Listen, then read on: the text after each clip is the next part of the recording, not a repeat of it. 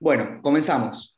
Muy buenas tardes para todos. Bienvenidos a una nueva actividad organizada por la Unidad de Graduados, por el Foro de Derecho Administrativo de la Facultad de Derecho de la Universidad Nacional de Mar del Plata y por el Observatorio Argentino del Derecho del Consumo. En el día de hoy tenemos el placer de tener en la sala y como expositor a un gran especialista en Derecho Administrativo, como es el doctor Javier Grigliani, el que ahora será presentado por el doctor Fernando Mumare, quien es director del Observatorio Argentino del Derecho del Consumo. Fernando. Bueno, muy buenas tardes a todos y a todas. Primero que nada, agradecer como siempre a la facultad, a nuestra querida Facultad de Derecho, por darnos estos espacios para poder compartir, charlar, debatir sobre todo lo que es nuestra pasión, ¿no? Quiero también agradecer a la Unidad de Graduados, especialmente a Vero Giovanello, que la veo por ahí, incansable luchadora y trabajadora de la facultad.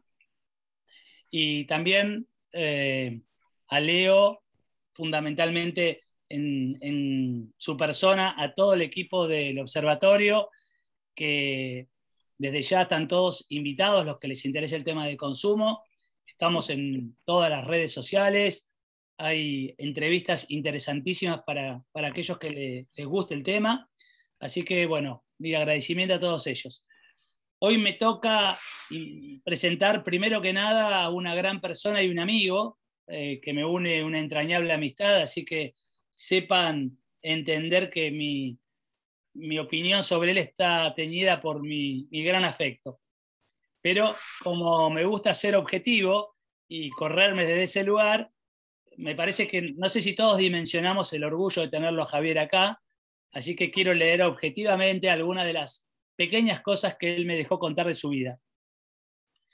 Javier es abogado especialista en Derecho Administrativo Económico de la Universidad Católica Argentina, es profesor adjunto de Dominio Público de la Maestría de Derecho Administrativo de la UCA en Buenos Aires, es autor de más de 60 artículos publicados en distintas revistas jurídicas, entre ellas La Ley, el Derecho, Jurisprudencia Argentina, Revista Argentina del Régimen de Administración Pública, Revista de Derecho Administrativo, de Abelino Perrot, incluida artículos en el Diario de la Nación. Es autor de un libro de cabecera para los que les gusta el derecho administrativo, que es La contratación pública y desarrollo de infraestructura, con nuevos mecanismos de gestión y financiación. Evidentemente una obra de avanzada en una época donde esto no estaba ni siquiera en la mente de los políticos, y que fue publicado por la colección de Derecho Administrativo dirigida por Julio Comadira, de Abelino Perrot. Sin que esto sea ni un pedacito de toda la extensa trayectoria y la capacidad de nuestro amigo que tenemos hoy la oportunidad de escucharlo, los dejo con él. Javi, un placer presentarte. Gracias, Fernando. Es mutuo, Turquito querido, el afecto. Bueno, por supuesto, gracias Leo, gracias Osvaldo, gracias Fernando, Verónica, a todos por la invitación. Siempre es grato tener la posibilidad de compartir un ratito para hablar de temas lindos, interesantes. Cuando Osvaldo me propuso dar una charla, empezamos a pensar juntos a ver qué podía ser atractivo, ¿no? Y siempre servicios públicos, defensa del consumidor, y le intentamos sumar un tema de bastante actualidad como son las acciones colectivas, es algo que atrae, es algo que llama. Así que la idea va a ser dividirlo en dos jornadas, esta más el lunes de la semana que viene. La idea de hoy es tratar de ir de lo general a lo particular, hablando de lo que son los servicios públicos, su articulación con el régimen de defensa del consumidor. Esa va a ser la idea de la clase de hoy, para entrar el próximo lunes a hablar de los mecanismos de tuición o protección del consumidor, con especial énfasis en lo que son acciones colectivas. Arrancamos entonces. Leo, ¿está ok? ¿Vamos nomás? Bien. Perdonen, es nutridísima la asistencia, lo cual me pone muy contento, pero también ante el desafío de no pecar ni por exceso ni por defecto, ¿no?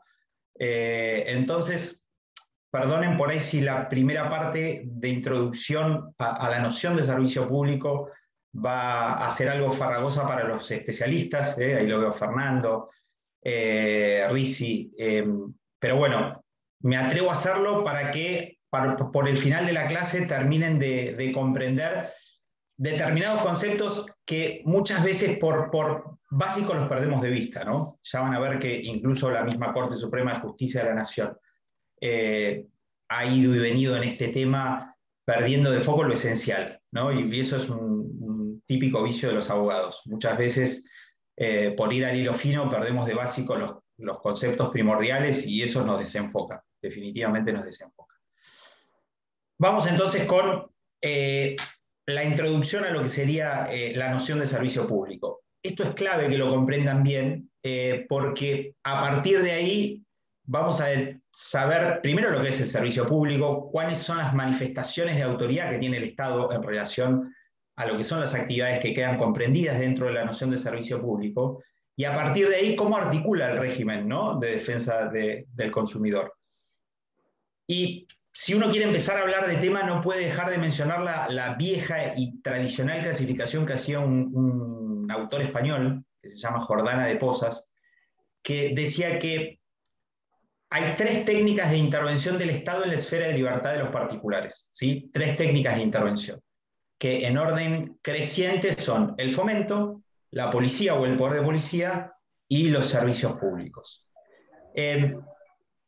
2 aclaraciones liminares vinculadas a esto.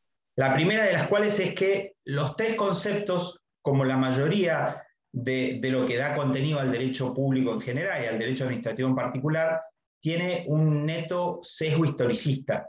Piensen que el derecho administrativo nace a partir de la Revolución Francesa en un momento histórico muy peculiar. Y todos los conceptos asociados al derecho administrativo tienen ese sesgo evolutivo de la historia, sumado a la anormaticidad, ¿no? El derecho administrativo gusta de poco a nada porque es una materia que prácticamente no tiene codificación. No es, sin desmerecer, ¿no?, es una realidad de la materia, ni buena ni mala. No es como sociedades en donde tenemos nuestra 19550 o cualquiera de los 5 civiles que abrevian en el Código Civil. El derecho administrativo tiene institutos que se abastecen de un contenido básicamente doctrinario, con tintes jurisprudenciales, pero muy, muy pocas referencias normativas. De ahí la importancia de ir interpretando la evolución histórica en la integración de cada uno de los institutos. Y básicamente los 3 tienen un mismo origen histórico, ¿no?, que muchas veces se pierde de considerar, que es la revolución industrial. Les diría siglo XVIII en adelante, ¿sí?, aunque a mediados está bien marcado el nacimiento de lo que se dio en llamar la revolución industrial. Pero en ese momento histórico fue que paradójicamente nacen en simultáneo estas 3 técnicas de intervención, que se las paso a explicar brevísimamente. No sin decirles la segunda aclaración que me olvidaba, que los 3 institutos de los que estamos hablando son manifestaciones de algo que recién les mencioné, que es el derecho público. No pierdan de considerar eso. Las 3 técnicas de intervención, fomento, policía o poder de policía, y servicio público, son 3 manifestaciones del régimen ius administrativo. Y eso también hay que tenerlo en consideración por las características que definen y estructuran al derecho público. Ya les voy a hacer una postilla en ese sentido, pero vamos primero con la aproximación a estas 3 técnicas de intervención. El fomento es muy sencillo. ¿Qué es el fomento? El fomento supone la recreación por parte del Estado de las condiciones jurídicas, económicas, sociales, necesarias para que una determinada actividad en cuyo desenvolvimiento el Estado está interesado sea efectivamente llevada a cabo por los particulares, ¿sí?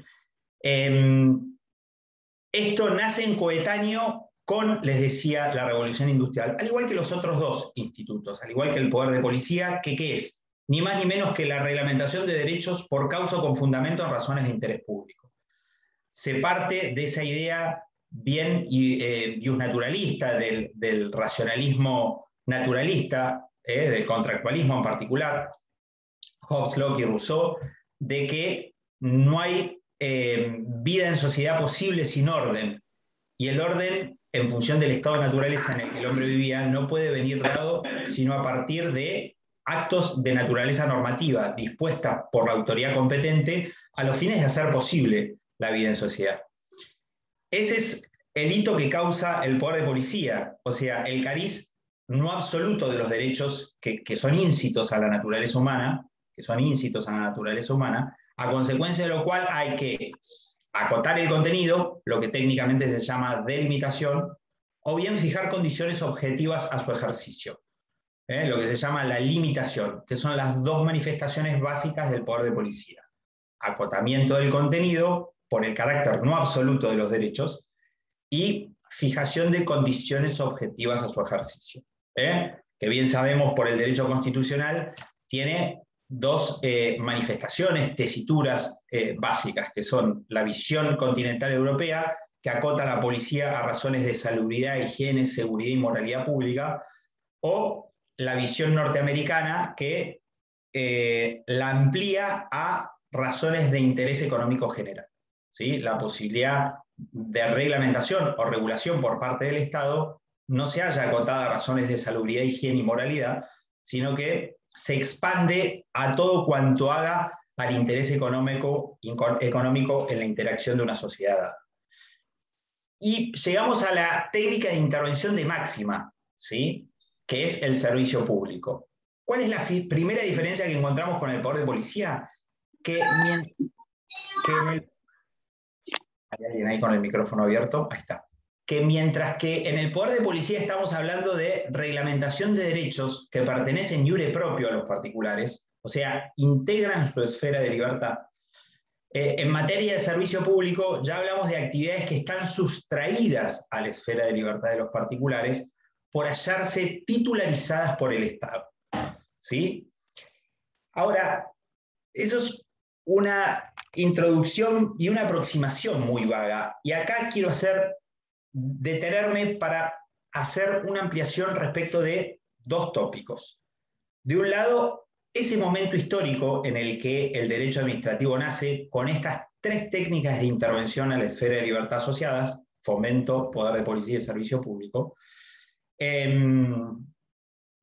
Eso por un lado. Y por el otro, a partir de ahí, ver cuál es la incidencia de las consecuencias jurídicas asociadas al régimen jurídico del servicio público, partiendo de la base, como les dije, de que estamos en el ámbito del derecho público y que el derecho público trae consigo prerrogativas de autoridad, ¿sí?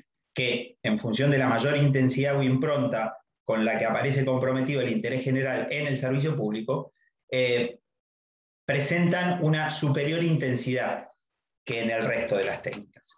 Entonces, vamos a ese contexto histórico. Yo les dije que el derecho administrativo nace en un momento muy peculiar, que fue el de la Revolución Industrial, ¿no? Muchas veces se asocia el nacimiento del derecho administrativo a lo que es el periodo revolucionario, post-revolucionario, ¿no?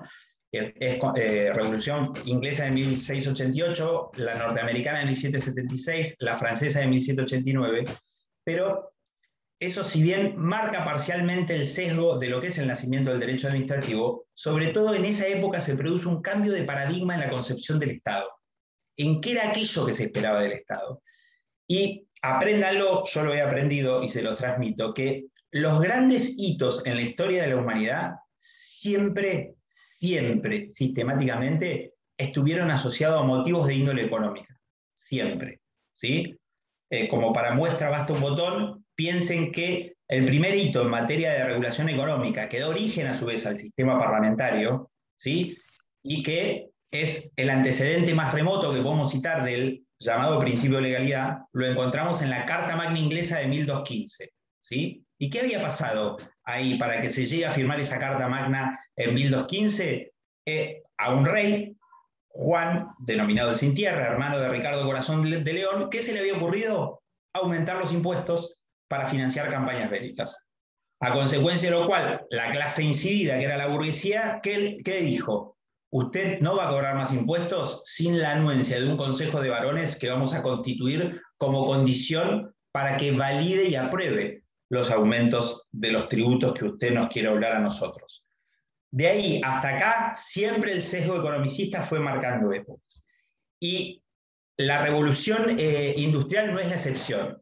Fíjense ustedes, del siglo V a XV, básicamente rigió en plenitud, en términos económicos y jurídico-políticos, el sistema feudal. ¿Sí? El feudalismo, ¿de qué partía? De la base de la explotación agrícola-ganadera, sistema estamentario, en donde existían dos hombres nobles, uno de menor linaje que el otro, a consecuencia de lo cual se subordinaba al de mayor para obtener protección, consejo político y demás. Ahora, fíjense que ese sistema empieza a declinar en el siglo XV hasta llegar al punto en el que produce su debacle y oclusión definitiva a partir de esta revolución industrial. Ahora, ¿qué pasa en la revolución industrial? ¿Qué es lo que acontece? Hay un factor exógeno generador que la determina, que es el avance tecnológico, ¿sí? A partir del cual se produce un doble hito, cualitativo y cuantitativo. El cualitativo, ¿qué supuso? El nacimiento de un cúmulo de necesidades nuevas, a cuya satisfacción iba a poder proveerse, ¿sí? Y el cuantitativo era la posibilidad de proyectarlas a un conjunto de personas que no tenía parangón hasta ese momento, ¿sí? Hito cualitativo, hito cuantitativo. Y eso cambia el paradigma del Estado. ¿Por qué? Porque el Estado hasta ese momento se concebía como potencia que mandaba desde el punto de vista bélico. Pero a partir de ahí se reconcibe fundamentalmente por influjo de la doctrina francesa como una cooperación de servicios cuya organización y funcionamiento iban a estar en su cabeza. Esto conforme los padres fundadores del derecho administrativo francés, así como los hay los founding fathers del derecho americano, los tenemos en el derecho administrativo francés, básicamente encarnados en la figura de Digit, René Digit, Chess y Oriou.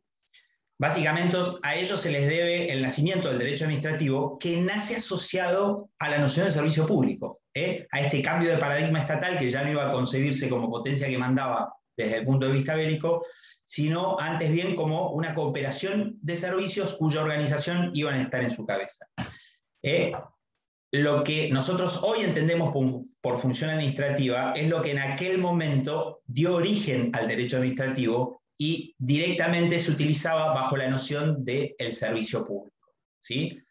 Noción que se fue tecnificando, que se fue acotando, se fue depurando con el paso del tiempo, ¿sí? Pero básicamente eso a partir del cambio de paradigma que produce la revolución industrial en función de que ese avance tecnológico, recuerden, esto fue un hito de tal magnitud que hasta ese momento existían en términos de economía tres factores de la producción. Existía la tierra, existía el capital, existía el trabajo. A partir de la revolución industrial se suma un cuarto factor de la producción que heredamos hasta nuestros días, que es la tecnología, ¿sí? ¿Eso qué generó? Hasta ese momento, todas las actividades prestacionales de contenido económico, que básicamente estaban ligadas por el sistema feudal a la explotación agrícola ganadera, mutara a un nuevo paradigma productivo, ¿no? Que nacía a la luz con la revolución industrial, que era el establecimiento fabril, permitido a partir de este avance tecnológico. ¿Y eso qué hizo por parte del Estado? Que esas gran cantidad de necesidades nuevas que veía la luz a partir del avance tecnológico, el Estado no pudiese desentenderse de su satisfacción, ¿está? Pero, ¿qué pasaba? Acuérdense que con el ideario de la revolución, ¿sí? Que se dio en coetáneo con de las revoluciones, las que les nombré, ¿no? Inglesa, norteamericana y francesa, que se dieron en coetáneo con la revolución industrial, eso trajo consigo el dogma que se concibió como el llamado liberalismo. O sea, el Estado debía quedar acotado a su mínima expresión. Entonces, ¿cómo compatibilizaba el Estado el hacerse cargo de esas necesidades nuevas que la revolución industrial traía consigo a partir del avance tecnológico con ese dogma liberal que mandaba al Estado intervenir lo menos posible, el famoso laissez-faire francés, el Estado acotado a su mínima expresión? Y en esta, si se quiere, segunda etapa de las 5 que le voy a mencionar, la primera eran, ya les dije, actividades prestacionales de contenido económico, generalmente vinculadas a la explotación agrícola o ganadera, deferidas al particular, que simplemente las llevaba a cabo conforme al esquema feudal. Esta segunda etapa, que coincide con el periodo revolucionario más la revolución industrial, era el Estado ya asumiendo que es una cooperación de servicios, no importaba si mandaba desde el punto de vista bélico, pero con la limitante del dogma liberal, que le impedía tomar acción directa. que le impedía tomar acción directa. Nace para esta época, ya estamos hablando del siglo XIX, una herramienta que también vamos a heredar a nuestros días, que es muy, muy importante y que ayudó a perfilar la noción de servicio público, que es la, ni más ni menos, consabida concesión de servicios públicos. Entonces, ¿cuáles eran las 3 características de esta segunda etapa?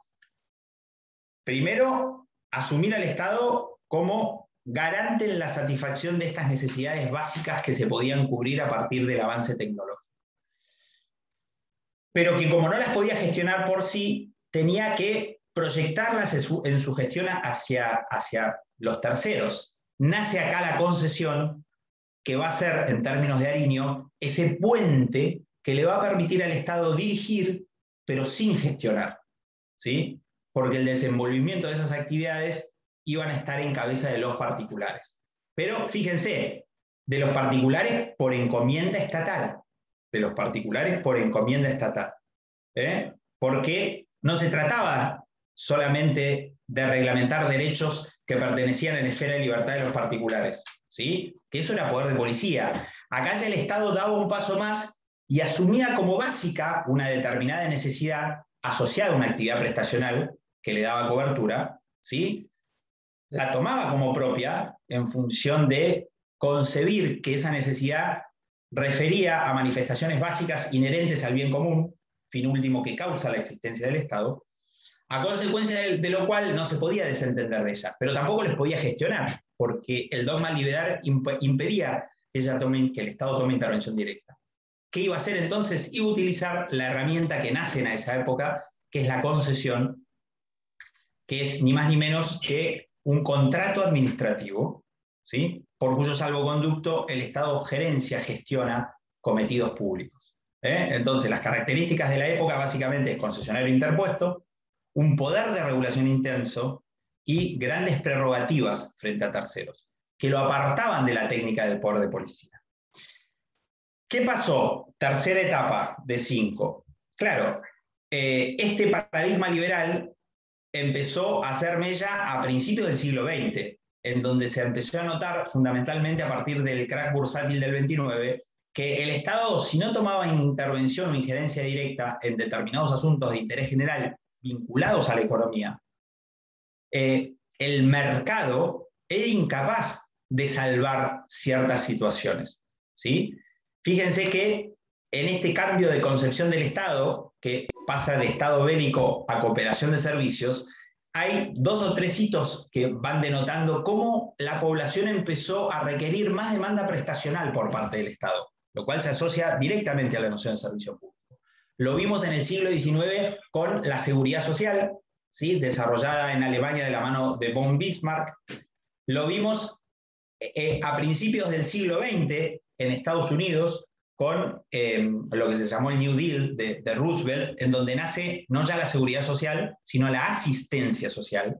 ¿Sí? El asistencialismo nace en Estados Unidos de Norteamérica, créanlo o no, luego del crack bursátil de la década del 30, en donde el gobierno imperante en esa época, que eran paradójicamente los que hoy llamamos demócratas de centro-izquierda, eran los más liberales en Estados Unidos, históricamente, ¿sí? Eran los más liberales. Pero con el pragmatismo propio de los americanos se vieron en el brete de necesariamente reaccionar frente a un Estado cuya inercia no garantizaba la satisfacción de cometidos básicos en el plano social. Entonces, en esta tercera etapa ya se rompe el dogma de que el Estado no puede tomar acción directa, ¿sí? Los ideólogos o desarrolladores políticos son Lasky y Heller desde el punto de vista político, y ni más ni menos que el tan nombrado John Maynard Keynes desde el punto de vista de la teoría económica, ¿sí? Básicamente, y se los quiero comentar porque está bueno que lo sepan, ¿no? Porque después, hoy por hoy, escuchan a Keynes y se habla de Keynes vinculado al socialismo, y la realidad es que Keynes estaba bastante lejos de ser socialista. En realidad, el pensamiento de Keynes era el siguiente, que está directamente asociado con la clase que viene cuando hablemos de las acciones colectivas que tienen su espejo en las class actions americanas, por supuesto. ¿Qué decía Keynes? Keynes decía, el motor de la economía tiene que ser el sector privado. El tema es qué pasa frente a los ciclos económicos en los que hay parate de actividad. Eso es netamente pernicioso para la sociedad, porque se rompe el ciclo económico que supone consumo, producción y empleo. A consecuencia de lo cual, ante el parate económico, tiene que haber estímulos, y no cabe que sean sino por parte del Estado, a los fines de movilizar de nuevo el ciclo de consumo, producción y empleo. Recuerden que ese es el íter lógico del ciclo económico, porque la producción es una consecuencia reaccional a un alguien, nosotros, que estamos demandando un bien o servicio, consecuencia de que por su intermedio se tiende a satisfacer una necesidad. ¿Sí? Más superfluas o de primera línea. Cuando son de primera línea nos acercamos al servicio público, cuando no, estaremos hablando de servicios privados. Pero básicamente Keynes decía, allí donde falte actividad económica, el Estado tiene que promoverla, sea a través de medidas monetarias, ¿sí? Aumento de la emisión, o fiscales, baja de tributos, a los fines de generar un mayor circulante de metálico que estimule el consumo y con eso de vuelta a la puesta en marcha del ciclo de producción y empleo. Pero ¿qué decía? Para paliar justamente y mientras dure el parate económico. Después, puesto en marcha, que es el ciclo económico, el Estado se retira, ¿sí? Y deja de nuevo la producción de la riqueza en manos de quien naturalmente debería estar, que es el sector privado. Cuarta etapa. Esta idea de Keynes es llevada al extremo por Marx, que inaugura la ideología socialista de no ya hacer que el Estado supla la carencia de actividad mediante el influjo de medidas monetarias o fiscales, sino que directamente no concebía factores de la producción en cabeza de los particulares. Él hablaba de la publificación de los factores de la producción y negaba el derecho de propiedad. Esta cuarta etapa llevó ya al Estado, no ya solo haciéndose cargo de aquellas actividades prestacionales en donde se tendían a satisfacer necesidades básicas, ¿sí? Que esto era lo que directamente se asociaba a la noción de servicio público, sino que básicamente era el Estado ya llevando a cabo todo tipo de actividades de contenido económico, ¿sí? Ya sea que tendiesen a satisfacer necesidades básicas o no. Con lo cual, ¿en qué terminó? El Estado en competencia con los particulares llevando a cabo actividades de desarrollo de tipo de contenido económico sin que tenga asociada la satisfacción de una necesidad directa o inmediata por parte de la población. Entonces, ¿qué pasó? Hasta acá yo les puedo delinear cuáles son los elementos constitutivos de la noción de servicio. A ver, cuando hablamos de servicio público hablamos de una actividad de prestación positiva, ¿sí? Hay una actividad prestacional que puede desarrollar tanto el Estado como los particulares. Vimos que la noción de servicio público nace con una actividad que proyectaba el Estado hacia el particular por vía de la técnica concesión.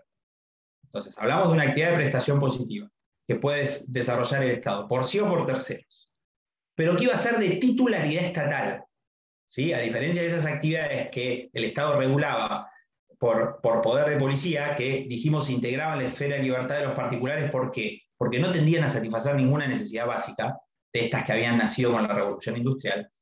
Cuando hablábamos de servicio público, el plus venía a cuento del carácter básico de la necesidad a la que se tendía a satisfacer. Y de ahí el tercer elemento. Les dije, actividad de prestación positiva, susceptible de ser gestionada por el Estado o por terceros, de titularidad estatal. ¿Pero por qué de titularidad estatal? Por el carácter básico de la necesidad a la que se tendía a propender, la cual era considerada como inherente a los fines que el Estado debía satisfacer en tanto gestor de bien común. A consecuencia de lo cual, cuarto elemento, iba a estar sujeto a regímenes jurídicos de derecho público. ¿Sí? ¿Hasta acá vamos? Espero que sí, que no los esté mareando. Y acá les abro el paréntesis ese que les dije al principio para que entiendan esto de derecho, esta antinomia, si es que existe, entre derecho público y derecho privado, porque es clave que esto lo comprendan para después ver cómo articula en un régimen de servicio público que es de neto corte y ius publicista el plexo de defensa del consumidor. Vamos a repasar conceptos que vieron allá muy lejos en la facultad, ya somos todos abogados, y esto no solo lo vieron en la facultad, sino por primer año. ¿Se acuerdan en Derecho Civil 1 cuando ven las distintas ramas del derecho? Nosotros sabemos que el derecho es ciencia social, que es les rige el principio de unicidad, ¿sí? El derecho como ciencia es único, pero que tiene escisiones generalmente de tipo convencional que son dispuestas para facilitar su estudio. Y la escisión convencional primaria que uno estudia en materia de derecho es derecho público o derecho privado, ¿sí? Es la distinción madre. Y si bien, como todas las divisiones, es convencional, es una que tiene una raíz que cruza estructuralmente esta escisión, esta división. ¿Y cuál es? El derecho público, sabemos, es el que regula relaciones entre particulares, ¿sí? Y tiene una lógica muy clara. Al regular relaciones entre particulares, asume que el interés en juego en ese tipo de vinculación intersubjetiva es uno de igual valía, ¿sí? ¿Por qué? A igualdad cualitativa de derecho en juego, les aclaro igualdad cualitativa porque sabemos, se discutió antaño si en el derecho constitucional había o no jerarquía de derechos. La mayoría de la doctrina decía que no, o sea que todos los derechos de la Constitución valían por igual. Ekmejian era uno de los pocos constitucionalistas que nos enseñaba que sí existían jerarquías de derechos. Y lo cierto es que las existen. El hecho de que un derecho se encuentre consagrado en la Constitución no quiere decir que tenga igual valía. Y el reflejo jurídico positivo más cabal está en las escalas penales y los bienes jurídicos protegidos en el Código Penal. ¿Sí? No vale lo mismo la vida que la propiedad y eso se refleja en la escala penal. Entonces hay jerarquía de derechos. ¿Sí? No vale lo mismo la libertad que la propiedad ni la vida que la libertad. Con lo cual, a igualdad cualitativa de derecho en juego, mi libertad no va a valer más que la libertad de ninguno de ustedes, mi propiedad no va a valer más que la propiedad de ninguno de ustedes, mi vida no va a valer más que la vida de ninguno de ustedes. Pero, frente a hipótesis de colisión, lo que trata el derecho privado es de regular en pos de armonizar, de modo de tratar de mantener la par condicio, siempre el equilibrio. Gordillo dice que el derecho privado supone relaciones de coordinación, porque partimos de la asunción de que los sujetos están en un plano de igualdad, aunque más no sea formal. Sabemos que, consecuencia de la revolución industrial y del fenómeno asociado, que fue el de la masificación de la economía, hay asimetrías constantes que tienen su punto álgido generalmente en la diferencia económica entre una parte y la otra. Y ahí está el ordenamiento jurídico, no para enfatizar el desequilibrio, sino para tratar de restablecer la par condicio alterada. Dos ejemplos clarísimos que me encanta dar en clase en la facultad son las relaciones de índole laboral, que el derecho laboral parte de la base de un vínculo que supone una triple subordinación, técnica, jurídica y económica, a consecuencia de lo cual la 2744, ¿qué dice? En caso de duda, en función de la asimetría que hay entre el empleado y el empleador, hay que estar en favor del empleado.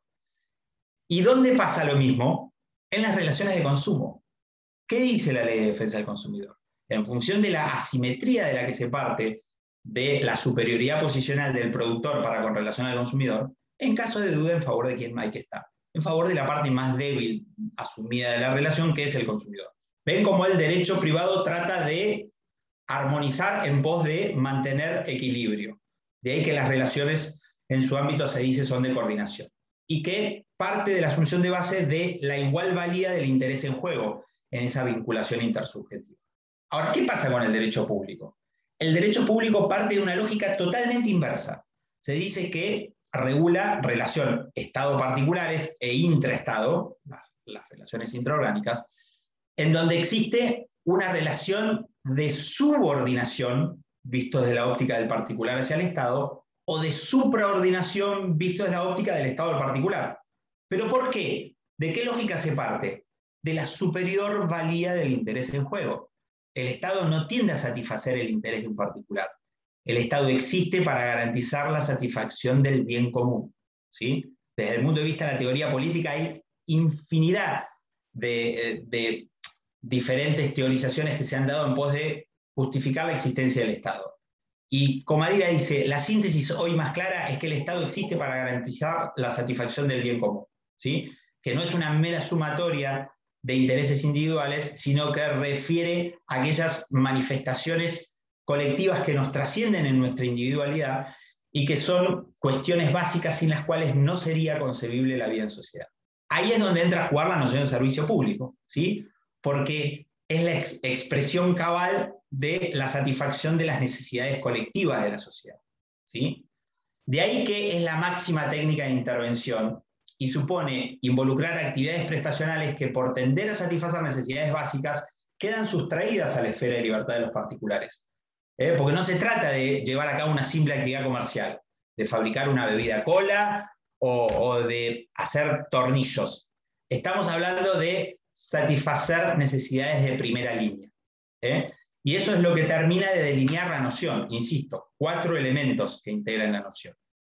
Actividad de prestación positiva, que el Estado podrá gestionar por sí o por terceros, pero que son de titularidad estatal, no quedan deferidas a la esfera de libertad de los particulares, sino que el Estado las aprende para sí, aprende con H. ¿Por qué? Por el carácter básico de la necesidad a la que se tiende a satisfacer por su intermedio, que integra o es una manifestación de la noción de bien común, fin último por el que el Estado existe.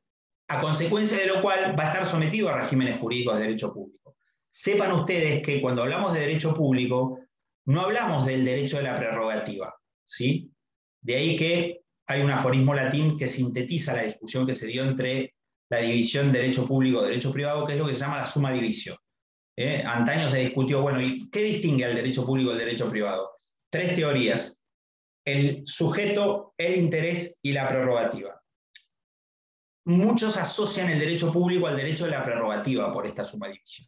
Y la realidad es que esas 3 nociones que se han dado para explicar la división no son antagónicas, sino que son 3 elementos que concurren a construir la noción de derecho público, pero con un orden muy claro. El derecho público se llena de contenido a partir del interés, ¿sí? Que es el bien común que les mencioné, puesto principalmente en cabeza de un sujeto, que es el Estado, que es una creación instrumental de la que nos valemos nosotros, la humanidad, que es la que lo crea a los fines justamente de que gerencie, gestione ese interés que nos trasciende en nuestra sola individualidad, a consecuencia de lo cual, tercer elemento dentro del íter lógico, van a aparecer las potestades o prerrogativas de autoridad. ¿Por qué? Porque van a ser una herramienta de la que se va a valer el Estado en pos de satisfacer ese fin último por el que existe, que es el bien común. Y la mayor expresión del bien común se asocia a 2 institutos básicos, que son el servicio público, por un lado, y la función pública por el otro, ¿sí? Yo les dije que el derecho administrativo nace asociado a la noción de servicio público, pero entendida en términos muy genéricos, como esa actividad... Mándale a Fabio Pinto, bueno, te mandé y ahora dije que va a meter a... Esa actividad de interés general que llevaba a cabo el Estado en pos de satisfacer el bien común. Eso se fue tecnificando de la manera que yo les expuse, por influjo de la doctrina francesa. Les hablé de Digui, pero sobre todo Jess, Oriu y Bedel. Pero esta noción la terminan de completar los italianos en este sentido. Cuando hablamos entonces de servicio público... No, ya mandan el link de asistencia y ya me da. Hablamos de actividad de prestación positiva, de titularidad estatal. ¿Por qué de titularidad estatal y que la sustrae a la esfera de libertad de los particulares? Por el carácter básico de la necesidad en juego, a consecuencia de lo cual se halla sujeta a regímenes jurídicos de derecho público. Pero, ¿qué le agregan los italianos a esto? Que es muy importante que lo sepan. De la mano fundamentalmente de Guido Sanovini. Sanovini dice, ojo con confundir servicio público con función pública, ¿sí? ¿Y cuál es la diferencia entre servicio público y función pública? En los dos estamos hablando de una actividad de prestación positiva, de titularidad estatal, que tiene por objeto satisfacer necesidades básicas. Pero la diferencia entre función y servicio, dice Sanovini, es que mientras que en la función el desarrollo de la misma inhiere a la noción de soberanía del Estado en su fase interna, a consecuencia de lo cual no puede concebirse su traslación a terceros, en lo que al gerenciamiento, en lo que a la gestión de la actividad respecta, en el servicio sí. ¿Sí? Esa es la distinción entre función y servicio. Y entonces dice Sanovini, ¿cuáles serían esas 3 funciones que no pueden ser objeto de traslación a terceros? La justicia, ¿sí? La legislación y la administración entendida en sentido macro, ¿sí? Recuerden que El servicio público, insisto, es una actividad de prestación positiva que el Estado puede desarrollar por sí o por terceros. Cuando le desarrolla por terceros, la herramienta, el puente por el que se proyecta eso es la concesión.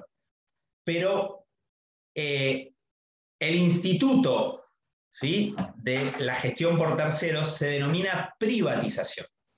O sea, el mecanismo instrumental es la concesión, pero institucionalmente la proyección de un servicio público, un tercero, se denomina privatización. ¿Qué es la privatización? El gerenciamiento de esa actividad prestacional que tiende a satisfacer necesidades básicas, proyectado hacia un tercero. Ahora, ¿podemos privatizar actividades que estén incluidas dentro de la noción de servicio público? Por supuesto, es íncito a la noción. Ahora, no podemos privatizar aquello que sea actividad de prestación positiva, que tiende a satisfacer necesidad básica, pero que involucra la noción de soberanía. Dicho en otros términos, no puedo privatizar la justicia. Funcione bien o mal es lo que tenemos. No puedo privatizar el Congreso. Funcione bien o mal es lo que tenemos. No puedo privatizar al Poder Ejecutivo, entendido en el sentido de la actividad de gobierno que lleva a cabo, o sea, de la fijación de líneas de impulso direccionadas. El servicio público se adscribe a esa función de gobierno, pero toma una manifestación muy singular y específica, que es aquellas necesidades de primera línea que se tienden a satisfacer sin poner en tela de juicio la soberanía del Estado en su fase interna, ¿sí? Y esto está bueno que lo sepan, porque después generalmente vivimos hablando del servicio de justicia, y la justicia no es servicio, la justicia es función estatal, ¿está? Tengamos en claro y dividamos las aguas de qué es cada cosa, ¿sí? Son primos hermanos la función del servicio, pero no hay identidad objetiva, porque en esa actividad prestacional que tiende a satisfacer necesidades básicas y de primera línea, cuando es función, está en juego la noción de soberanía en su fase interna, no externa, que ya sabemos desde el punto de vista del derecho internacional público, que es un concepto totalmente relativizado a partir de la globalización, pero sigue existiendo en su fase interna. Y en su fase interna involucra esa noción de función estadual, aquellas manifestaciones que no es concebible proyectar en cabeza de un tercero. Entonces, hasta acá más o menos tenemos, o deberíamos tener entendido, qué es servicio público. Es la máxima manifestación estadual en términos de intervención en la esfera de libertad de los particulares, ¿sí? Es, si se quiere, por fuera de la función, la máxima expresión posible del derecho público, ¿sí? Y tiene la misma lógica que el derecho público, porque la noción de servicio público, dijimos, es una actividad de prestación positiva que es de titularidad estatal, ¿pero por qué? Porque tiende a satisfacer una necesidad básica o de primera línea. ¿Ven la lógica de la suma divisio aplicada al ámbito del servicio público? El elemento estructural al servicio público es el carácter básico de primera línea de la necesidad. Eso es lo que hace que el Estado lo asuma como de su titularidad, porque es inherente a la noción del bien común y de la satisfacción de ese tipo de necesidades el Estado no puede desentenderse. A consecuencia de lo cual va a estar sometido a regímenes jurídicos de derecho público. Dos cositas más les quiero decir respecto de esto. La primera es la siguiente. Fíjense que yo vengo hablando de servicio público como manifestación del régimen exorbitante del derecho administrativo a partir de la particular impronta con la que se asume comprometido el interés general. ¿Por qué? Porque está asociado a la satisfacción de necesidades básicas y de primera línea. A partir de ahí se ha dado esto, ¿no?, que es quinta etapa del servicio público, que es, hoy por hoy básicamente hay contadísimos casos a nivel comparado y local, con los dedos de la mano, del Estado gestionando de manera directa un servicio público, o sea, llevando a cabo por sí esa actividad de prestación positiva. Cuestión que ha llevado a la doctrina a decir, mire, la verdad la noción de servicio público quedó en crisis, total y absolutamente en crisis, por la triple estructura lógico-argumentativa de la suma divisio, ¿sí? Hoy, como realmente no hay prestación de servicios de manera directa por parte del Estado, no estaría presente el sujeto Estado en ese tipo de relaciones, ¿sí? Y desde el momento que la traslada a un otro, a un particular, pareciera que se está desentendiendo, desinteresando del fin o la necesidad asociada a ese servicio. Con lo cual se pone en crisis el elemento de presencia estadual, el elemento interés, pareciera que se está despublificando la actividad desde el momento en que se transfiere a los particulares, a consecuencia de lo cual realmente queda expuesta la discusión en torno a si ese tipo de relaciones van a estar o no regidas por el derecho público. O sea, la relación prestador privado de servicio público para con el usuario, ¿está regulado por el derecho público o está regulado por el derecho privado? ¿Sí?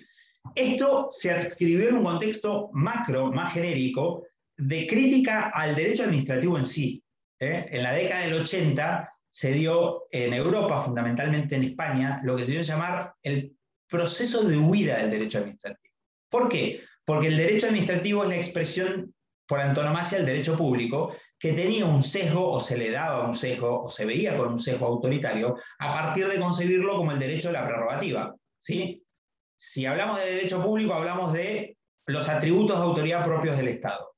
A consecuencia de lo cual, era como que el Estado era opresor de las libertades del pueblo. Esto se vio y pasó históricamente, ¿no? ¿Y qué empezó a pasar en la Europa continental? Empezaron a ver el modelo sajón, ¿no? Porque en el modelo sajón, sobre todo en el Reino Unido, al Estado se lo concibe, o se lo concebía, mejor dicho, como un particular más, ¿sí? Generalmente el derecho sajón tenía esa concepción del Estado de tenerlo acotado como un particular más que de lo que se ocupaba es de mantener el orden social, ¿sí? Pero no tenía esta teorización vinculada a esas prerrogativas de autoridad por cuyo salvoconducto el Estado gestionaba el bien común. Entonces se puso en crisis el modelo, ¿no? Y la Europa continental empezó a mirar con cariño y decir, huyamos del derecho administrativo tradicional, porque esto está vinculado a prerrogativas de autoridad que limitan libertades del pueblo. Y eso es opresor y anacrónico, y si no, miren el Reino Unido, se decía. ¿En qué terminó esto? ¿No? ¿En qué terminó esto? No solo que ese proceso de huida del derecho administrativo no fue tal, porque el derecho administrativo sigue más vigente que nunca, sino que el derecho sajón empezó a mirar con cariño al continental europeo, ¿sí? Al punto que, de no concebir prerrogativas de autoridad por parte del Estado, comenzó a admitirlas tal y como fueron concebidas en el modelo francés original, ¿sí? Y esto también me gusta siempre decirlo, ¿no? Si uno abre nuestros libros de derecho administrativo, nosotros estudiamos derecho público del derecho francés, y a partir de ahí del derecho continental europeo. Ahora, si uno abre un libro de derecho administrativo francés y ve un índice, es como si abriera un libro de los de derecho administrativo nuestros, de Casañe, Gordillo, Bielsa, Fiorini o cualquier otro. Ahora, si yo los tuviese frente a frente, les preguntaría y hasta les haría levantar la mano de si alguien abrió un Administrative Law Treatise, un libro de derecho administrativo sajón.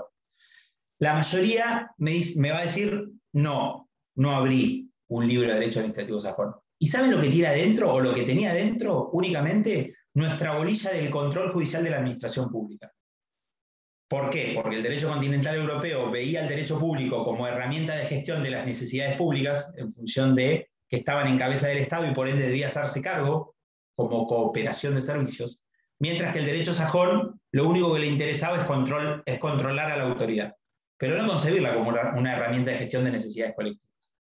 Hoy, si ustedes abren un libro de derecho administrativo sajón, va a seguir teniendo nuestra bolilla de control judicial de la administración pública, pero en paralelo tienen, por ejemplo, tratados de government contracts, de contratos de la administración, en donde tienen las prerrogativas de autoridad propias del derecho francés multiplicadas por 1000, ¿sí? Porque allá todavía sigue rigiendo la libre seleccionabilidad, el objeto del contrato puede mutar a límites astronómicos que el derecho continental europeo no concibe y nosotros tampoco. Con lo cual, fíjense que esa huida del derecho administrativo y la crítica por ende asociada a la noción de servicio público terminó cayendo en saco roto.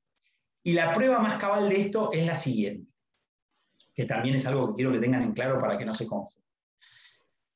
Vimos que el poder de policía involucra actividades que llevan a cabo los particulares en ejercicio de derechos iure propio, o sea, integrante de su esfera de libertad. Vimos que el servicio público involucra actividades de prestación positiva que el Estado se arroga para sí y las sustrae a la esfera de libertad de los particulares en función de ese fin de interés general al que tiende a satisfacer. Ahora, esta triple identidad que no se daría con los particulares gerenciando los servicios públicos. ¿Pone en crisis la noción? No. Y les voy a explicar por qué. En primer lugar, porque la noción de servicio público nace en el contexto de el Estado hacerse cargo de la necesidad, pero sin gestionar de manera directa la actividad. Concesión como puente que le iba a permitir al Estado dirigir, pero sin gestionar, superando así el dogma del liberal individualismo que impedía tomar acción directa sobre toda clase de actividad en la economía. Entonces, vemos que si es porque se gestiona por particulares, el servicio público nace gerenciado por particulares. Pero a partir de ahí yo les hago esta pregunta, ¿no? Supongamos que, y esto es un ejemplo ideal para darlo en Argentina, crisis económicas mediante, que las tenemos a baldes, una empresa, pongámosle nombre, Coca-Cola se quiere ir del país, ¿sí? Porque no le da la ecuación económica, la Coca-Cola en dólares antes salía 5 y ahora sale 50 centavos de dólar, con lo cual es una actividad que pretende cesar en función de no serle rentable. Está bien, ustedes me van a decir que el Estado nunca podría asumir ese tipo de actividad porque a la Coca-Cola la tienen patentada. Pero conceptualmente, el Estado ¿tendría obligación de reasumir esa actividad prestacional que queda insoluta? ¿O estaría facultado si Coca-Cola le licenciase la fórmula? La respuesta es clara. Definitivamente no está obligado a llevar a cabo ese tipo de actividad. Ahora, yo les pregunto lo siguiente. Estamos todos conectados por Zoom, con lo cual partimos de la base de mínima de que tenemos electricidad, ¿sí? De que tenemos electricidad, si no, no nos podríamos estar viendo las caras. Supónganse que las gestoras del servicio público de distribución y ya estoy diciendo que es servicio público, de distribución de energía eléctrica, dicen: señor Estado, usted me dio la licencia para que yo pueda llevar a cabo la actividad, a mí no me es rentable, yo me voy, ¿sí? Y la consecuencia inmediata asociada es que la necesidad involucrada en esa actividad prestacional queda sin satisfacer. En tal caso, el Estado tendría la facultad de reasumir la gestión de esa actividad prestacional o tendría la obligación de hacerlo. Está clarísima la respuesta de que el Estado no estaría facultado, tiene la obligación. ¿Por qué? Porque queda insatisfecha una necesidad básica que es considerada como inherente a aquello que el Estado debe garantizar en tanto gestor del bien común. ¿Ven la diferencia? Y acá no estamos hablando de porque me van a decir, bueno, pero un concesionario tiene también la obligación de prestar el servicio. Sí, pero el concesionario tiene la obligación de prestarlo porque está ligado contractualmente al Estado. Pero hay un momento inicial en el que él tiene la voluntad de ligarse al Estado o no. Y conforme su libre arbitrio dice, yo me quiero ligar contractualmente al Estado. ¿Sí? Ahora, acá estamos hablando de sobre quién pesa la obligación ex lege de garantizar la actividad prestacional, pero antes que ella la necesidad básica asociada al desenvolvimiento de esa actividad de prestación positiva. Ven que el razonamiento es muy circular. Si hay necesidad básica inherente a la noción del bien común, el Estado debe garantizar su satisfacción. Aun cuando, por regla, tanto a nivel nacional como comparado, ese gerenciamiento o esa gestión se lleve a cabo por particulares. Que hoy les diría, no solo es la regla, sino que es un imperativo constitucional en nuestro derecho. ¿Por qué? Porque el 42 de la Constitución, cuando habla de servicios públicos, dice que tienen que ser eficaces y eficientes, ¿sí? Eficacia son dos conceptos de naturaleza económica, es logro del objetivo, que en el caso del servicio público es prestarlo conforme los estándares de calidad y cantidad dispuestos, ¿sí? Eficiencia al menor costo posible, o, dicho en otros términos, a precio razonable. Y sabemos, porque la historia lo ha comprobado acá y en el extranjero, que el Estado es un gestor ineficiente e ineficaz de actividades prestacionales de contenido económico, ¿sí? Lo que no quiere decir que se desentienda de la necesidad. ¿Por qué? Porque en tanto integra la noción del bien común por su cariz básico, debe necesariamente garantizar su cobertura. Por regla, a través del tercero ligado concesionalmente con el Estado, ¿sí? Aunque frente a un supuesto de cese tendrá la carga de garantizarlo por sí de manera directa por el tiempo que dure la actividad administrativa que tenga que desplegar en pos de volver a licitación pública mediante gerenciar la actividad concesionalmente por un partido. Entonces, ¿qué hubo en esta quinta etapa? En realidad una vuelta al siglo XIX, una vuelta al siglo XIX, en el sentido de, no ya por dogma, no es el liberalismo que impide al Estado gerenciar de manera directa, sino la experiencia demostrada de que el Estado es un gestor ineficiente e ineficaz de actividades prestacionales de contenido económico. Insisto, no acá, en todos lados. De hecho, el hito privatizador, el movimiento privatizador que dio origen a la quinta etapa en la que nos encontramos del servicio público, ocurrió en la década del 80 en el Reino Unido, ¿sí? Ellos asumieron como que el Estado era un gestor ineficiente e ineficaz de estas actividades de primera línea y decidieron devolvérselas a los particulares. Eso produjo efecto expansivo en toda Europa, en Estados Unidos, y después el influjo llegó a América, ¿no? En donde si habían estados ineficientes e ineficaces, eran en toda América del Sur y Central, ¿no? En donde multiplicaban exponencialmente la incapacidad que se veía en Europa para gerenciar esta clase de actividades. Pero fíjense ustedes que en realidad el modelo muta de un Estado prestador a un Estado regulador. ¿Está? Que no quiere decir que haya desaparecido la noción de servicio público. Autores como Mayral, en nuestro país, siguiendo ese influjo del proceso de huida del derecho administrativo, dijeron, desapareció el servicio público. Acá lo único que quedan son actividades prestacionales de contenido económico sujetas a reglamentación policial por parte del Estado. Pero el servicio público como tal desaparece. Ahora, uno lee a Mayral y termina reconociendo que, ojo por el carácter básico de la necesidad en juego, que si queda insoluta o insatisfecha, el Estado lo va a tener que asumir. Eso da cuenta de que la noción de servicio público sigue incólume, con todos sus elementos constitutivos, con la titularidad estatal a la cabeza, que, insisto, es la consecuencia del carácter básico de la necesidad, considerada como integrante del bien común que el Estado debe gestionar. De ahí que, y esto está muy bueno también que se los esquematice, y perdón si no les doy PowerPoint con filminas porque odio eso, y estarían leyendo las filminas y no escuchándome a mí. Después voy a compartir material de esto, ¿sí? En donde tienen más o menos tratado esto que yo les estoy diciendo, por si quieren leer. Se los vamos a compartir, no se preocupen. Pero cuando hablamos de servicio público, hablamos de los 4 elementos, ¿sí? Perdón que se los machaque, pero es importante que los tengan en cuenta.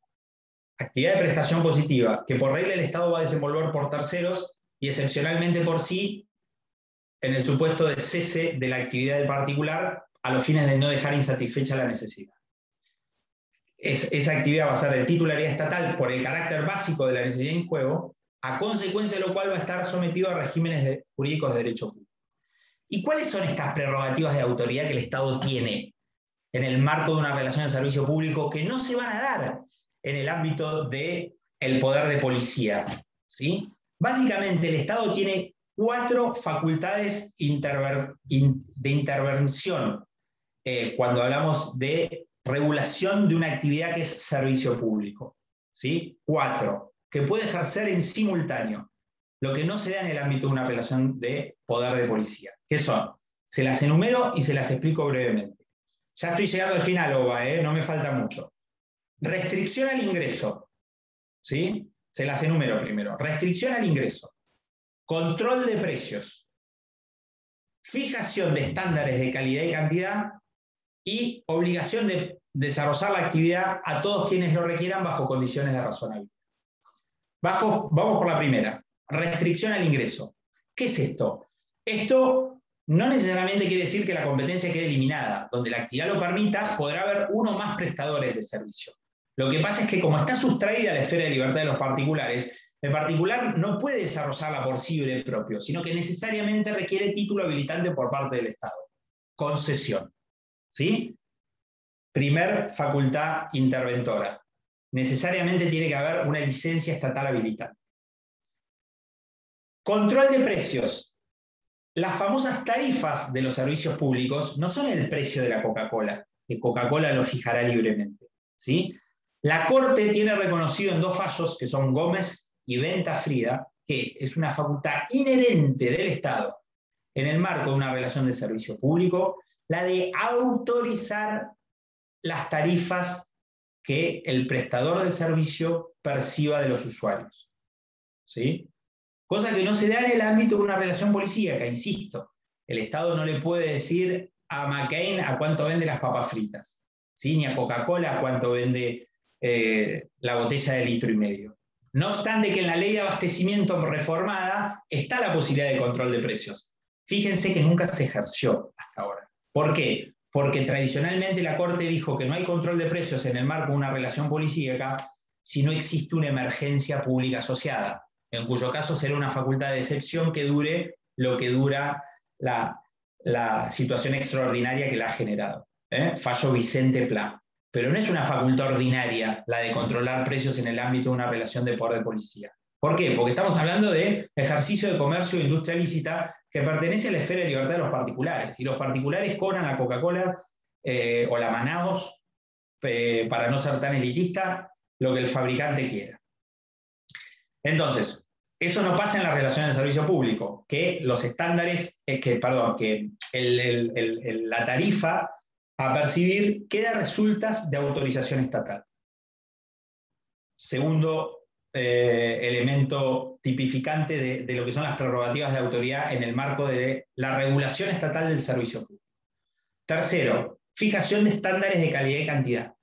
El Estado le puede decir a la distribuidora de energía eléctrica a qué tensión tiene que distribuir la electricidad, pero no le puede decir a Coca-Cola cómo tiene que fabricar su bebida cola. Mientras que no mate a nadie, que la fabrique como quiera, ¿sí? Salubridad, higiene, seguridad, lo cubrimos con la intervención regulatoria policíaca, pero nada más que eso. Ahora, el Estado, en el marco de una relación de servicio público, puede fijar estándares de calidad y cantidad, ¿sí? Tercer prerrogativa de autoridad asociada en la regulación de este tipo de actividades. Y la cuarta y última es que en aquel al que delegue la prestación del servicio, ese va a tener la carga de llevar a cabo esa actividad a cualquiera que lo requiera bajo condiciones de razonabilidad, ¿sí? Lo que se engloba hoy dentro del denominado SU, Servicio Universal. ¿Qué significa? Que el servicio público tiene que ser prestado a todos aquellos sujetos alcanzados por la necesidad a cuya satisfacción se propende. Y no solo eso, sino que esa actividad tiene que ser desenvuelta conforme los estándares de calidad y cantidad dispuestos y a precio razonable.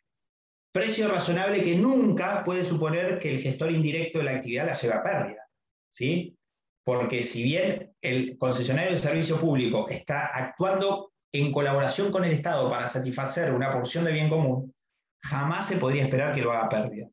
De ahí que en la estructuración económica de una concesión de servicio público, el ingreso por parte del concesionario puede tener 3 fuentes, y no hay más que 3 fuentes, que es tarifa, que son las que pagamos los usuarios, subsidios, que son ayudas públicas de naturaleza económica que da el Estado cuando no quiere que el coste del servicio sea solo sufragado con tarifa, o una combinación de esas dos, que sea tarifa más subsidio. No hay más combinaciones posibles para financiar la prestación de un servicio público. Tarifa, subsidio o tarifa más subsidio. ¿Está? Hasta acá el capítulo vinculado a servicio público. Tenemos entonces expresión de máxima dentro de lo que son las técnicas de intervención del Estado en la esfera de libertad de los particulares. ¿Por qué máxima expresión? Porque hay un compromiso directo del interés general, ¿sí? Y acuérdense que a mayor compromiso del interés general, superiores las prerrogativas de autoridad con las que va a contar el Estado. Entonces, si hay una expresión por antonomasia del bien común, es el servicio público y las funciones públicas. Ya vimos que son legislación, justicia, administración. Ahora, y ya voy acercándome al final, ¿cómo se articula el régimen de defensa del consumidor con esto? O sea, cuando hablamos de la prestación de un servicio público, ¿estamos hablando de una relación de consumo? Y si hablamos de una relación de consumo que por ende tiene un régimen específico, que es el de la Ley de Defensa del Consumidor, ¿cómo aplica al servicio público cuya estructura lógica es tener un marco regulatorio que básicamente es la ley que estructura la prestación del servicio en cabeza del concesionario? Sepa que cada servicio tiene su marco regulatorio, ¿sí? Dentro de la estructura lógica de la prestación del servicio por un concesionario, hay dos elementos que hoy no pueden faltar, que son propios de esta quinta etapa, que es un marco regulatorio, que son las reglas dispuestas para la prestación del servicio, son las que fijan esos estándares de calidad y cantidad y cómo se tienen que aprobar las tarifas, ¿sí? Entre los aspectos más importantes. O sea, las 4 manifestaciones de autoridad que existen en la relación de servicio público están reguladas en los marcos regulatorios, valga la redundancia. Eso por un lado. Y por el otro, tenemos marco regulatorio y ente regulador, porque fantástico, tenemos los estándares de calidad y cantidad, cómo tienen que aprobarse las tarifas, cómo se van a otorgar las licencias o títulos habilitantes para el gestor indirecto del servicio público. ¿Y quién controla todo eso? Lo controlan los entes reguladores, que, valga la redundancia y por paradójico que resulte, su función principal no es la de regular, sino es la de controlar. Y esto también sépanlo, porque surge del propio 42, que dice que la legislación, parte final, establecerá los marcos regulatorios del servicio público, entre otras manifestaciones, ¿no? Y esa legislación, ¿qué es? Ley en sentido formal, y lo dijo la Corte en varios fallos. Telefónica de Argentina, sobre acción de inconstitucionalidad, ley 2813, dijo, la legislación del 42 de la Constitución, último párrafo, que habla de los marcos regulatorios de servicios públicos, procedimientos eficaces para solución de controversias y demás, requieren ley en sentido formal, o sea, ley de manera del Congreso. Con lo cual, por regla, los entes reguladores no controlan ni podrían, sino que básicamente, perdón, no regulan ni podrían, sino que básicamente controlan. ¿Está? Ahora, ¿cómo juega entonces la articulación entre estos dos regímenes, ¿no? El derecho público con sus marcos regulatorios, regulando la actividad del servicio público, y el régimen de defensa del consumidor? La pregunta es, ¿el servicio público con esa actividad de prestación asociada supone o implica una relación de consumo? Bueno, la Corte se aclaró en varios fallos, les cito uno, Bianchi, del año 2006, se ocupó de aclarar de que sí, de que las concesiones de servicios, tanto de obra como de servicio público, involucran relaciones de consumo en los términos de la ley 24240. ¿Sí? Involucran relaciones de consumo en los términos de la ley 24240.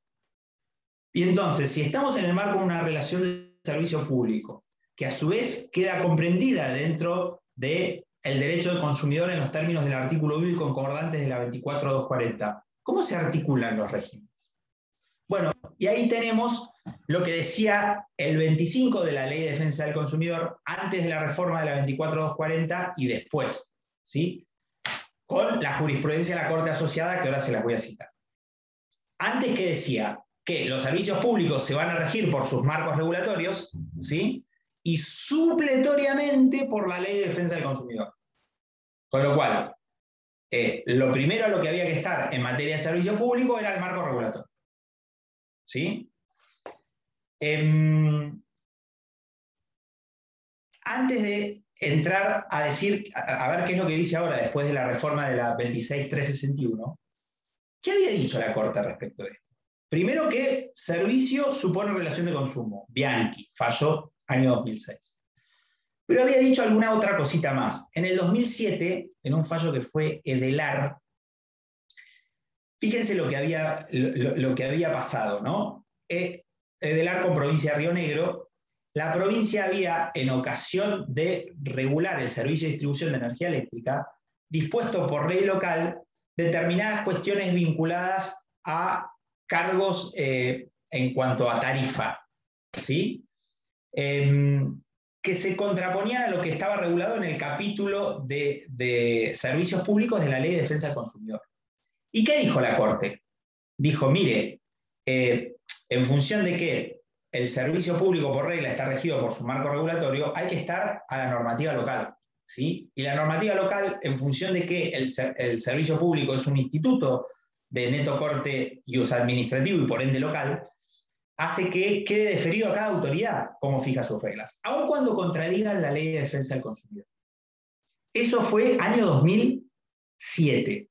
¿Pero qué se había olvidado la Corte? Fíjense la contradicción lógica. Que en el año 2001 año 2001, en un fallo muy importante para entender la articulación y el ensamble entre defensa del consumidor y regímenes de servicio público, que hoy está, les vuelvo a decir, replicado en el texto de la ley. En el 2001 ya había dicho esto, que el régimen de defensa del consumidor, ¿qué naturaleza tiene? Y esto está importantísimo que lo entiendan, porque, ¿qué dije yo? El derecho es ciencia social, rige el principio de unicidad y tiene una escisión convencional, derecho público y derecho privado, ¿sí? Y el estudio de lo que es el régimen de defensa del consumidor, originalmente se lo disputaba el derecho público al derecho privado. Después terminó siendo patrimonio de los comercialistas, fundamentalmente. Patrimonio del derecho comercial, sobre todo, también del derecho civil, con lo cual quedó asociado al derecho privado, ¿sí? Ahora, si decimos que el servicio público es un instituto de neto corte publicista, ¿cómo puede ser que podamos concebir la articulación de regímenes trayendo el régimen de defensa del consumidor a una relación de derecho público? Y en realidad esta lógica se estructura en base a lo que la Corte había dicho en el 2001, pero se olvidó cuando falló Edelar, que es lo siguiente. El régimen de defensa del consumidor, cuando lo dicta el Congreso, lo dicta en ejercicio de las facultades del 75, inciso 12 de la Constitución. ¿Qué refiere? A las prescripciones de derecho común, ¿sí? Y no se olviden de esto, el derecho es un triángulo.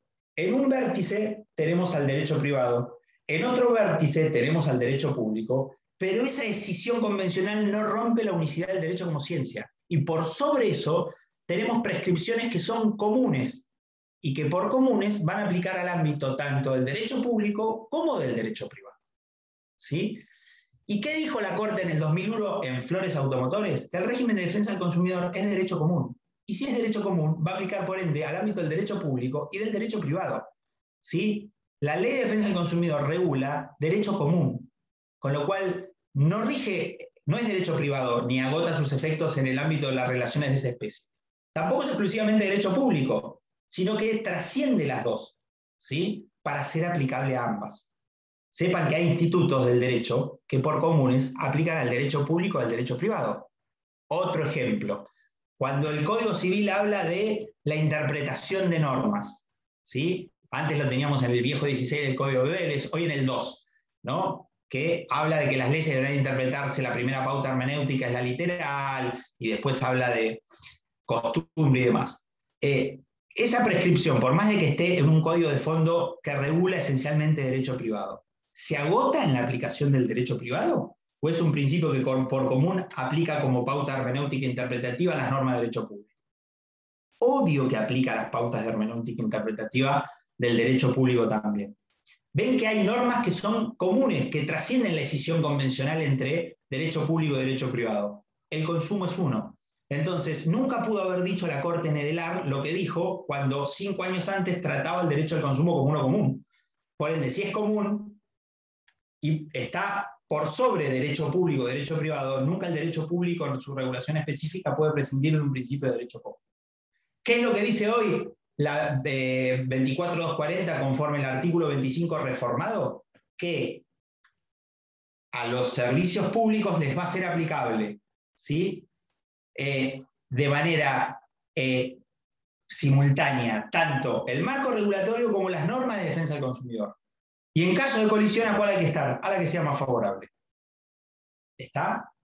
¿Ven cómo la articulación se produce a partir de concebir al derecho del consumo como uno común, que por ende no agota sus efectos en el ámbito del derecho privado, ni tampoco en el ámbito del derecho público? Está por sobre ambos y por ende debe ser respetado. Al punto que, y también lo dijo la Corte en este fallo de Edelar, tampoco se lo olviden porque lo repitió en muchísimos otros, ¿sí? Lo repitió en muchísimos otros, que el régimen de defensa del consumidor no solo es derecho común, sino que aparte es de orden público. Acuérdense que una ley, cuando es de orden público, es superior a las restantes de su especie por la esencialidad de los principios de legalidad que la misma contiene. Con lo cual, la gran limitante es que no puede ser dejada de lado convencionalmente. ¿Sí? Obviamente, una ley, aunque sea de orden público, no va a estar por sobre un tratado. Ahora, sí va a estar por sobre otra ley que no tenga la condición de orden público. ¿Tá? Con lo cual, no solo el régimen de defensa del consumidor es derecho común, sino derecho común de orden público. ¿Está? Con lo cual tiene una prelación jerárquico-normativa especial. ¿Sí? Última cosita, y ya Oba lo dejo en tus manos, que es, el 25 completa esto, que ahí es la parte en la que a mí me parece un error, ¿no? Incluso visto desde la óptica de la 26993, que es esa ley complementaria al régimen de defensa del consumidor que reguló todo lo atinente a lo que son la COPREC, las auditorías de consumo y la Justicia Nacional de Consumo. El 25 dice que en caso de lesión de la posición del consumidor, más allá de que hay concurrencia de regímenes y en caso de colisión se aplica el que más favorezca, en cuanto a marco regulatorio, régimen de defensa del consumidor, también dice que los reclamos los usuarios los van a poder llevar a cabo ante los entes reguladores o ante las autoridades de defensa del consumidor. Y ahí esa concurrencia que es llevada al extremo la 26993 al crear una Justicia Nacional del Consumo, es lo que, a mi juicio, lo hace criticable. ¿Por qué? Porque las relaciones de servicio público tienen un grado de especificidad altísimo desde el punto de vista técnico. Todo lo que es reglamentación, marco regulatorio, requieren de una experticia muy, muy, muy particular, ¿sí? Por eso están los entes reguladores, cuyos dos principios fundantes son especialidad técnica e independencia, ¿sí? Requiere un grado de especificidad altísimo. Entonces, a mi juicio, y lo mismo cabe decir respecto a la jurisdicción, por regla, quien tiene que intervenir es quien, competencia racional en materia mediante, tiene mayor afinidad con el servicio público y la complejidad asociada. Porque es mucho más fácil bajar los principios de derecho común a una relación de contenido específico que a la inversa, ¿no? Que principios de derecho común traten de ser abordados por un tribunal que carece de competencia racional en materia en lo que hace a la especificidad propia de una relación de servicio público. De hecho, fíjense ustedes que no existen tribunales de derecho común. Y acá estamos creando uno, porque cuando hablamos de la justicia civil, o la justicia comercial, o en nuestro caso la justicia civil y comercial, estamos hablando de una justicia específica de derecho privado, ¿sí? El derecho civil es derecho privado, el derecho comercial es derecho privado. El derecho administrativo es derecho público, pero no estamos hablando de derecho común. No hay un tribunal para interpretar las normas en los términos del artículo 2 del Código Civil. Hay parámetros comunes que van a aplicar y se van a escindir. Entonces, nunca puede haber un tribunal de derecho para aplicar un derecho común, porque el derecho común lo tiene que aplicar el tribunal que tenga que tratar la relación al cual esa pauta de derecho común vaya a incidir. En este caso, si es servicio público, lo lógico es que intervenga la justicia contenciosa, quienes se tendrán que amoldar, Mumari acá lo sabe, a tratar de saber que hay un derecho común que ellos tienen que aplicar y del cual no pueden prescindir, porque está por sobre el marco regulatorio y todos los principios específicos del derecho administrativo, porque es común y encima es de orden público. Hasta acá llegaría con esta clase. Oba, decime vos cómo seguimos.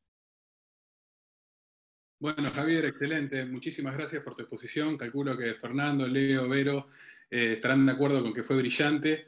La verdad que no tenemos más que agradecimiento por tu amplitud de conocimientos y tu habilidad para bajárnoslo a tierras a todos los que no estamos tan involucrados con el tema. Javier, tenemos hasta donde vi había dos preguntas, una breve, si querés comienzo por esa, y otra que hizo el doctor Emilio Sarmiento que quizás reclama algún desarrollo mayor. Un segundito. Romina pregunta acerca del fallo sobre ley de abastecimiento y control de precios. Ahí se los escribo en el chat. Vicente Pla. Bien. Vamos a la pregunta de Emilio. Emilio pregunta, ¿cómo cuadra lo explicado con la tercerización en el cobro de impuestos que llevan a cabo algunas municipalidades? Wow, gran tema ese. Recuerden que vamos a lo siguiente, porque eso me lleva a hacer una aclaración más. Yo les dije que financiamiento del servicio tiene solo tres fuentes posibles, que es tarifa, subsidio, ¿sí? O tarifa más subsidio, que es una combinación de ambas. Ahora, la pregunta de Emilio me lleva a desagregar el siguiente tópico. ¿Qué naturaleza tiene la tarifa? ¿La tarifa tiene naturaleza contractual o tiene naturaleza tributaria? Y la respuesta a esa pregunta, que está muy, muy, muy poco tratada en doctrina y en general son muy poco claros, no me quiero vanagloriar de que yo lo tengo claro, pero es una cuestión mucho más fácil de lo que parece. En realidad, eso va a quedar a resultas de que sabemos que la tarifa va a ser precio-tributo dependiendo del siguiente elemento. Para que haya una relación jurídico-tributaria, Emilio, que es tributarista, no me va a dejar mentir, tiene que estar íncito presente la nota de coactividad, ¿sí? Que es ausencia de abolición por parte del sujeto incidido. Nosotros no elegimos pagar impuestos, tasas o contribuciones. Estamos obligados a. ¿Por qué? Porque no hay voluntariedad en relaciones de esa especie. Entonces, ¿hay algún supuesto en el que esto a qué me lleva? A analizar si yo la tarifa que pago estoy obligado a hacerlo o no. Y entonces, la realidad es que eso va a depender de la siguiente pregunta. La adhesión que yo hago al servicio, porque obviamente es vínculo esencialmente adhesivo, ¿no? Ya lo dijo la Corte en Hotel Internacional Iguazú, que en materia de contratación pública los vínculos son esencialmente adhesivos, ¿sí? El sujeto adhiere a las condiciones prefijadas, lo que no quiere decir que sea coactivo, porque es el umbral de libertad inicial que yo les dije, ¿sí? Yo me puedo tomar el colectivo, yo sé que si me lo tomo es bajo las condiciones que están dispuestas en términos de regulación de ese servicio, pero puedo caminar. Entonces, la pregunta es, ¿yo estoy obligado a contratar el servicio o no? Y la regla es que ningún servicio es de contratación obligatoria, lo que hace por regla que la tarifa tenga naturaleza contractual. ¿Está? Porque yo la voy a pagar o no en función de que quiero o no adherir al servicio. Hay un solo supuesto de excepción en donde la adhesión al servicio no queda sujeta al arbitrio del usuario, sino que viene impuesta, que es agua y cloaca. Si pasa agua y cloaca por mi casa, yo no tengo opción de conectarme al servicio o no. El Estado me obliga. ¿Por qué me obliga? Porque asume que hace una cuestión básica de salubridad, higiene y seguridad pública. A consecuencia de lo cual, me obliga. En tal caso, desde el momento que me está obligando, yo cuando me llega la tarifa de OCE, no tengo opción de pagarla o no, porque me obligaron antes a adherir al servicio de manera coactiva. Entonces, dos cuestiones vinculadas a la pregunta de Emilio. Primero, tener presente cuándo la tarifa es tasa o es precio. Va a ser tasa cuando la adhesión al servicio venga impuesta ex lege, de manera legal. Va a ser precio cuando yo tenga como usuario y consumidor la libre opción de adherir al servicio o no, ¿sí? Y a partir de ahí, lo segundo que completa la noción es la discusión respecto de yo adhiero al servicio. Ahora, para que me pueda cobrar el municipio, ¿me tiene que prestar un servicio concreto, efectivo y divisible, como dice la Corte de Nación, en Quilpe? ¿O basta con que exista una organización dispuesta a los fines de que el servicio pueda ser prestado, me tenga o no como beneficiario directo, que es la posición de la Suprema Corte de Justicia de la provincia? La realidad es que la propia Suprema Corte reconoce la mandatoriedad de los fallos de la Corte de Nación, con lo cual, en principio, el municipio no puede cobrar tasa por un servicio que no presta, ¿sí? Y sepamos que tasa es aquel supuesto de servicio en donde la adhesión viene impuesta ex lege, porque si no, por regla, estamos en el ámbito de la contractualidad y por ende yo no estoy obligado ni a adherir al servicio, ni por ende a pagar la tarifa asociada. Bueno, excelente, Javier. Son las 8:05 de la noche y tenemos un auditorio de 100 expositores. La verdad que eso es simplemente mérito tuyo. Queremos agradecer. Hay una pregunta más, pero dado el horario no queremos abusar de tu tiempo. Yo le pediría al participante que la reitere la clase que viene, que va a ser el próximo lunes a las 18:30, como para poder evacuarla. Lo demás, el chat son todos agradecimientos y felicitaciones por tu exposición. Agradecemos a todos los presentes, a vos, Javier, de nuevo, nuevamente. No sé, Fernando, Leo, Vero, si quieren agregar algo. Por mi parte, bueno, muy agradecido. Nada más que agradecerle a Javier por su exposición, que ha sido maravillosa, y a todo el auditorio que tenemos, no solamente de Mar del Plata, sino de gran parte de la provincia de Buenos Aires y también del país, ¿sí? Y no me atrevo a decir a que pueda haber alguien del exterior, pero bueno, sé que hay gente de Perú que puede estar. Así que nada, agradecer y por mi parte nos vemos el próximo lunes. Vero, Fernando. Bueno, esperamos ansiosos la próxima clase. Yo por lo que veo en el chat hay mucha gente fuera de Mar del Plata, así que eso es un orgullo y un desafío para Javier para la próxima clase a mejorar esta que es inmejorable. Así que te dejamos la inquietud, Javier. Va a estar lindo la clase que viene, ¿eh? Acciones colectivas se pone interesante. Bueno, hay colegas y amigos también que no voy a nombrar para no olvidarme de ninguno, pero bueno, que los vemos y están acá presentes y obviamente valoramos que nos acompañen. Bueno, si Javier, ¿querés decir algo más? Si no, damos por cerrada la reunión de hoy. Nada, agradecerles la paciencia y nos vemos, Dios mediante, el lunes de la semana que viene. Muchísimas gracias a todos. Gracias a todos, buenas noches. Chau, chau, gracias. Buenas noches, nos vemos.